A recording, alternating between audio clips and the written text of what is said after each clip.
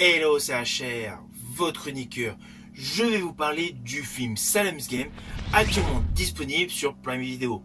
Avant de commencer, n'oubliez pas la petite cloche, vos commentaires. Let's go!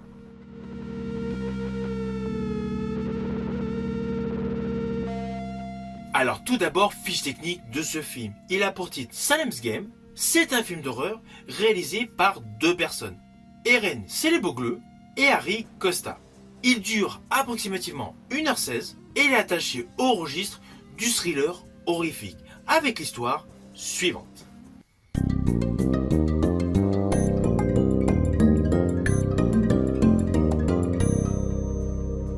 Alors naturellement, je vais vous faire de manière très simpliste. Nous avons un groupe d'adolescents qui découvrent tout simplement un couteau maudit qui libère un démon.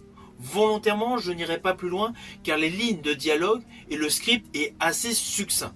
Alors oui, on va pas se mentir, ce film d'horreur est avant tout destiné à un public d'ados et de jeunes adultes.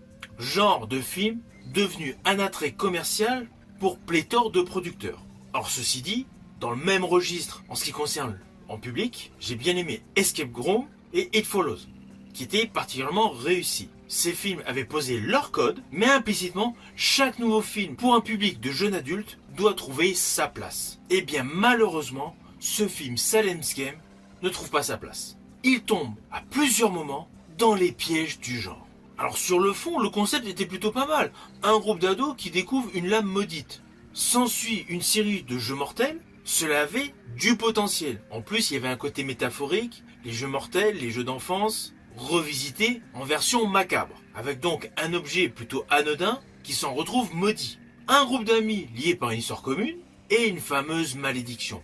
Honnêtement, sur le début du film, je me suis dit, on va être dans un produit dans la lignée d'Evil Dead de Sam Raimi. Avec en plus la ville de Salem, qui est dans le domaine horrifique, chargée d'une mythologie lourde. Selon moi, il y avait plusieurs points potentiels qui devaient être réussis. Mais malheureusement, assez rapidement d'ailleurs, on s'aperçoit que ce film Salem's Game repose sur du déjà vu. Concernant les personnages, il y a tous les archétypes. Le leader du groupe tourmenté, la fille plus réfléchie ou plus inquiète, l'ami amusant et le personnage mystérieux nouvellement arrivé dans le groupe.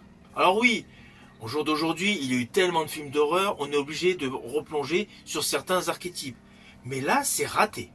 Dans ce long métrage, les personnages n'évoluent pas du tout. Tout est convenu et conventionnel. Et je rajouterais que toutes les scènes horrifiques sont prévisibles. Et les acteurs et actrices, je suis désolé, mais ne sont pas du tout convaincants dans l'histoire. Ils ont tous un manque total de personnalité, ce qui rend chaque scène de danger, de peur, beaucoup moins efficace qu'elle devrait l'être. En fait, moi, lorsque je regarde un film d'horreur, j'aime bien, au bout d'un moment, assez rapidement, être dans l'objectif que tel ou tel personnage s'en sorte. Voilà, je m'accroche à un personnage, voilà, je le suis, je me dis comment il va évoluer. Là, en fait, dans ce film, je n'ai accroché sur aucun personnage.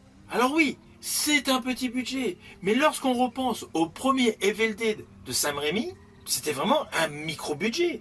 N'empêche que la peur était installée, du début jusqu'à la fin. En plus, elle montait crescendo. Là, dans ce film, il n'y a pas de peur qui monte crescendo. Il n'y a pas de surprise. Et en plus, cette succession de jeux présentés dans le film sont mal équilibrés. Il y en a, ils sont beaucoup trop courts. Je préciserai même qu'il y en a certains qui sont mal expliqués.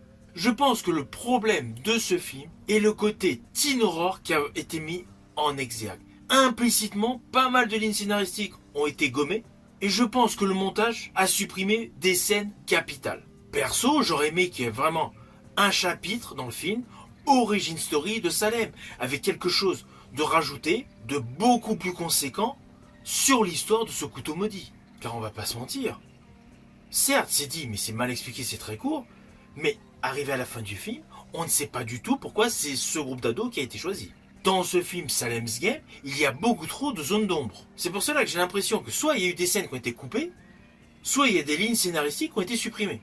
À cela s'ajoute une réalisation digne de téléfilm. On n'a pas du tout l'impression d'être dans un vrai film. Et pour un film d'horreur, c'est tellement mal joué et surjoué dans certains moments, on a plutôt envie de rigoler. Ce film d'horreur, selon moi, fait partie des plantages sur Prime Video.